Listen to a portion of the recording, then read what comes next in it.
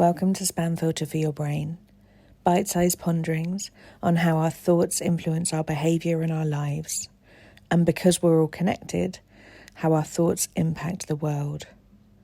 I'm here to help people reconnect with their bodies and declutter their brains.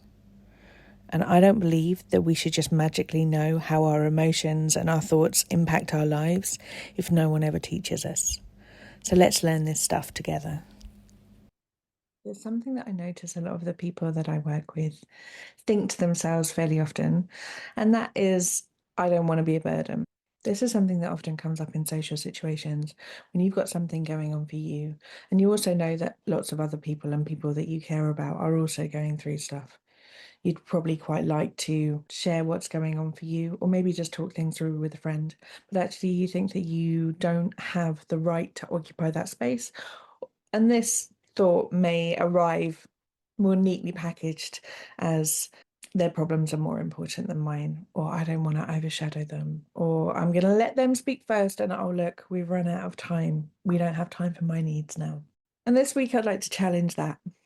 I would like to offer that maybe you showing up exactly as you are, how you need, and when you are asking for support as well, actually encourages other people to do the same. What if you turning up and saying the things that you need help with and expressing your difficulties and talking it through with a friend isn't actually being a burden at all?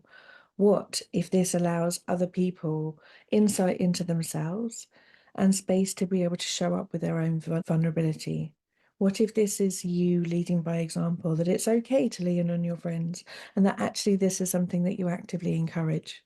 Because this idea of putting other people first quite often feels like it's quite altruistic, like you're doing something nice for other people.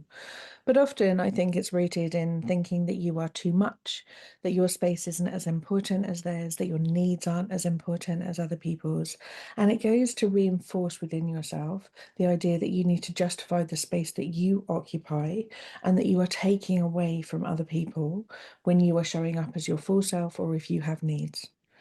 And I'd just like to spin that a little bit this week and just see how this lands for you. Take it if it's useful. That what if you showing up enabled other people to be able to have more of what they want, learn from you, be able to see that it's okay to show up with needs because all of us have them.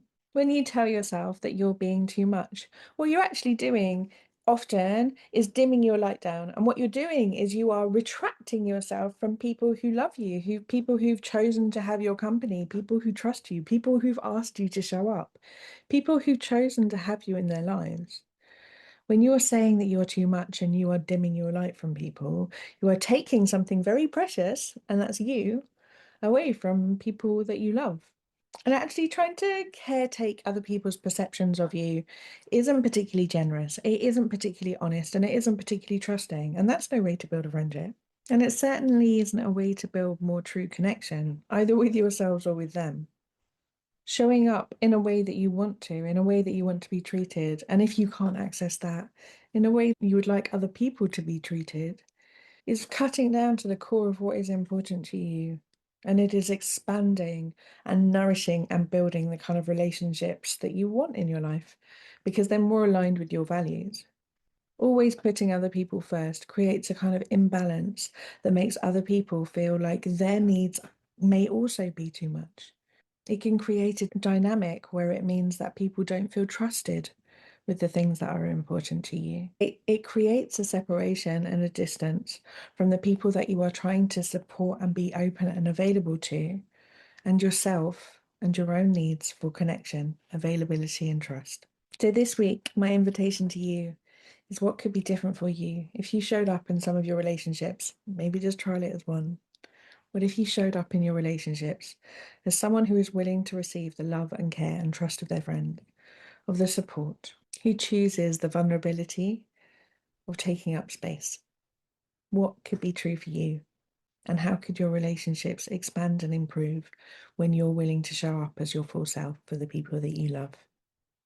Let me know how you get on. There's loads of links in my bio with free workbooks. There's an offer to jump on a free solutions focused coaching call if you would like to. And there are links to some really useful courses there. I hope this has been useful and I'll speak to you next week. If you've been enjoying what you're hearing on the podcast, you will love Self-Care School. Self-Care School is longer versions of this, more in-depth and more personalised.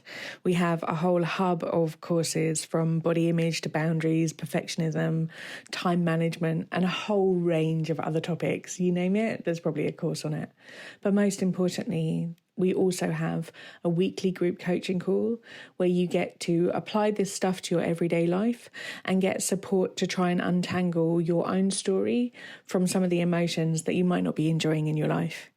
If you would like to learn how to apply this work to your specific situation and to be building a life of your dreams, I would love to see you inside. Do pop over to selfcareschool.co.uk.